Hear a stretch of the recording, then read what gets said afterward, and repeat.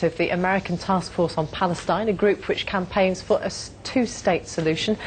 And he joins me now from Washington. Dr. Asali, welcome to BBC News. How significant do you think it is that Saudi Arabian officials have been meeting President Bush and calling for a truce?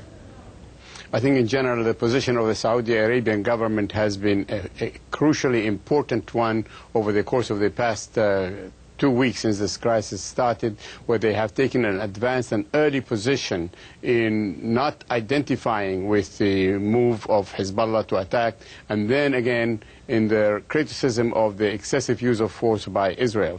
They are taking the lead on behalf of the Arab nation in coming to the States and meeting with the President and Conde Rice, and they are going to be a pivotal player in the meetings in Rome. What would it take for Hezbollah to accept a ceasefire? Because they have been talking about prisoner exchanges.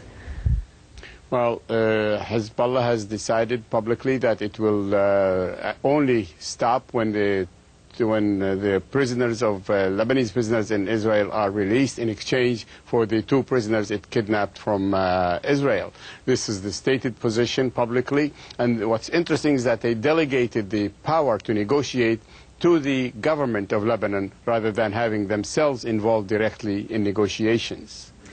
What hope do you have for Condoleezza Rice's involvement in this, given that the United States doesn't have any diplomatic links with Syria or Iran or Hezbollah? She's got her hands tied pretty much, hasn't she?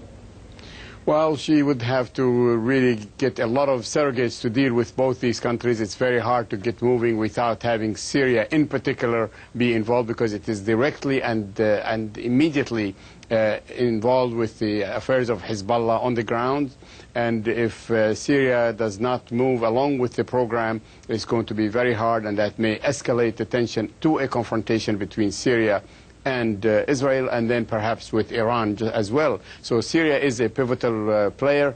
The Arab governments, including the Saudis, the Egyptians and the Jordanians, will have to play a very active role in getting Syria in the fold in order to solve this problem. But that will pull the whole question back on a comprehensive peace plan for Israel, Palestine and Syria and negotiations, so that we are back to a serious resolution of the big issues, including the ones that I just mentioned. What it always comes back to in the end, I suppose. Dr. Ziad Asali, thank you very much indeed for your time. Thank you.